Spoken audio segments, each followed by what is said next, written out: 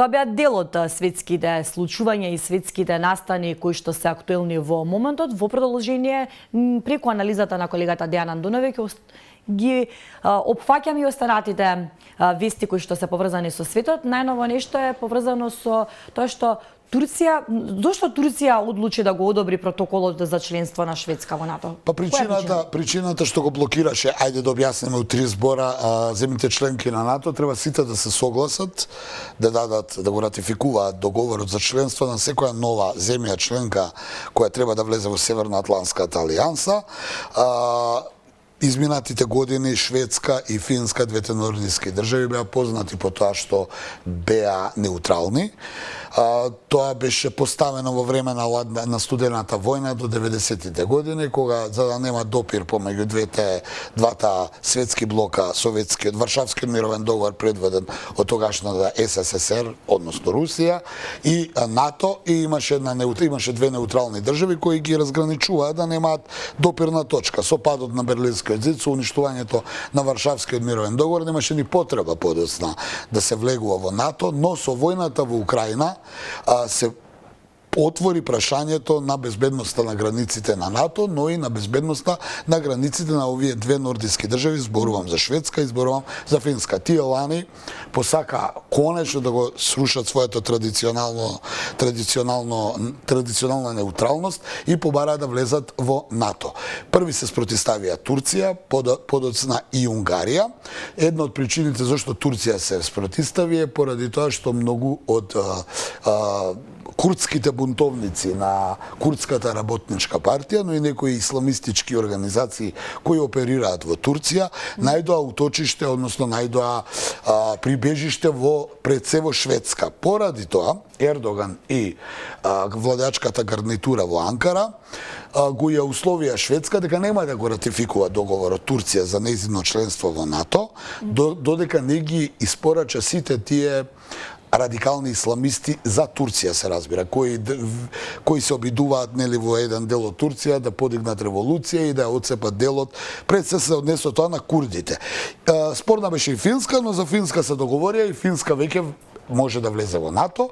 Сега и Шведска со многу натегања. Шведска се обиде да испоапси колку што можеше луѓе кои се пред се радикални исламисти курди, кои живееа во Стокхолм и во Шведска, и да ги испорача во Турција. И конечно вчера Турција го одобри протоколот за разговарање за членство на Шведска во НАТО, што ќе биде дополнителен удар за Русија, бидејќи со влегувањето на Финска се доби уште една граница од 1300 километри што Русија сега мора да распореди дополнителни трупи, бидејќи додека беа неутрални немаше војска таму. Сега Русија ќе ги разлекува војниците и тоа е веројатно и главната замисла на НАТО. Шведска ќе почне да разговара и многу брзо ќе влезе и таа во НАТО, што ќе има дополнителен број. Ипак мораме да разбереме дека и Финска и Шведска, иако до вчера неутрални, а сега кои ќе влезат во НАТО, имаат сериозни армии, сериозни одбранбени механизми и ќе биде дополнителен удар, би рекол, за Русија, доколку дојде до некакви конфронтации.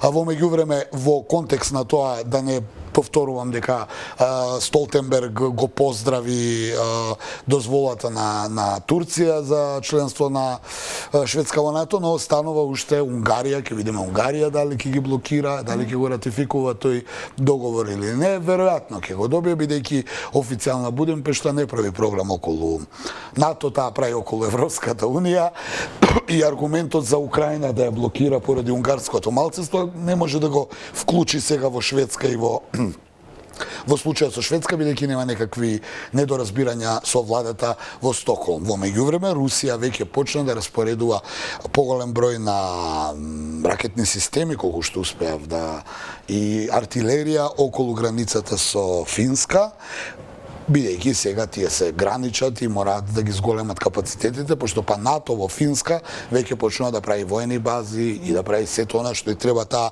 воена инфраструктура и во мирни и во воени услови. Така да ова е една вест што според мене беше очекувана, беше прашање на време. Ердоган се повлече, бидејќи Шведска излезе во пресред на барањата на Турција, така да Анкара и Ердоган нема веќе аргумент зошто би ја блокирале Шведска за својата заложба од неутрална држава да премине во Северноатлантската алијанса. Како оваа одлука на Ердоган ќе влијае, споменуваш дека ќе влијае врз Русија, но како би влијаело врз војната? Може да влијае врз Русија. Може, не добро. влијае, но доколку дојде до некаков вооружен конфликт, Русија ќе има плюс една Шведска и плюс една А ќе има ли Финска. индиректно влијание и врз војната во Украина? Па и повторно ќе кажам, има, бидејќи сега Русија, ако до сега не мораше да распоредува сериозни борбени капацитети долж границата со Финска, со Шведска не се граничи, со Финска се граници, значи Русија е огромна држава која има околу 165 милиони жители, значи има поголема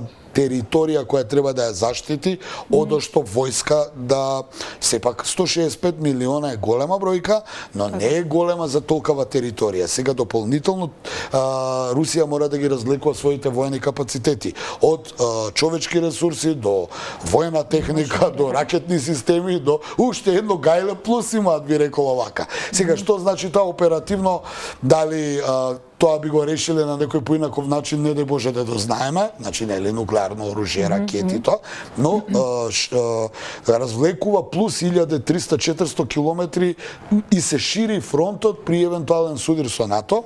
Оттаму и Русија веќе, повторно ќе кажам, започна со распоредување на некакви ракетни системи, артилериски орудија, воени формации кои треба се да ја обезбедат и таа граница со Финска, која до вчера немаа потреба, бидејќи Финска беше неутрална. Финска и Шведска се сериозни држави со сериозни одбранбени системи, имаат добри борбени капацитети и при евентуален директен судир со Русија ќе биде сериозно засилување за НАТО, кој знаеме дека колку има земји членки и колку тие сите борбени капацитети се силни. Веројатно со влезот на Шведска и Финска во НАТО и официјално ќе можат и тие да ја помагаат на Украина, која пак е во директен судир со Русија. Русија сега бележи некакви напредоци. Видовме дека утринава Мариника, градот во јужниот дел на Донецк, ми се чини, се наоѓа стратешки важно место, повеќе од 2 години го бранеа украинските сили, но русите го освоија утринава, што се смета за добар, за сериозен стратешки удар врз украинските одбранбени сили. Генералот Залужни, командантот на украинскиот генерал-штаб на армијата, од украинската армија, изјави дека морал да ги повлече, да нареди да ги повлече овие украински трупи, бидејќи колку и да го штителе овој стратешки важен град, веќе не може да го штитат, многу жртви имаат, поважни се да се спасат тие трупи и таа борбена техника за да може да се прегрупираат. И изјави самиот дека сериозни проблеми имаат со она вчера што го зборувавме, регрутацијата, бидејќи има потреба од 500.000 нови војници. Како ќе спроведат регрутацијата, не знам, но сега за сега, како што тоа го прават командантите на теренот, мобилни единици ги прегрупираат, ги повлекуваат. Русите освоја, повторно ќе кажам, едно многу важно стратешко упориште, што веројатно влегува во крајна фаза на целосно отцепување на Донецк, односно на Донбас, односно Лугански Донецк, целосно освојување од страна на Русија. И сега ќе видиме што ќе иде понатаму. Ова со Шведска е по друга страна политички дополнителен удар за Русија, бидејќи сега Русија ќе има при евентуален конфликт нејзиниот, би рекол, непријател во војната сега е многу посилен од што беше претходно. Каква е ситуацијата во Газа? Не стивнуваат лошите слики кои што ги гледаме постојано и видеа од појасот Газа, се пострашни вести, дури сега се нагласува дека луѓето мака мачати со глад таму. Војната го прават подолго време, тоа како што почна на 7 октомври целата оваа би рекол трагедија и за израелците и за палестинците. После 3 дена, знаеш, после војна која ќе почне, после 3 дена веќе све недостасува. Слаба хуманитарна помош не може да влезе, или тие што ќе влезат многу малку влегуваат. Она што е ново е дека Израел од некакви засега по многумина, меѓу кои сум и ја неразјаснети причини, шири операцијата и тие се разлекуваат, влезени се во централниот дел, да. И полека тука шират копнената офанзива.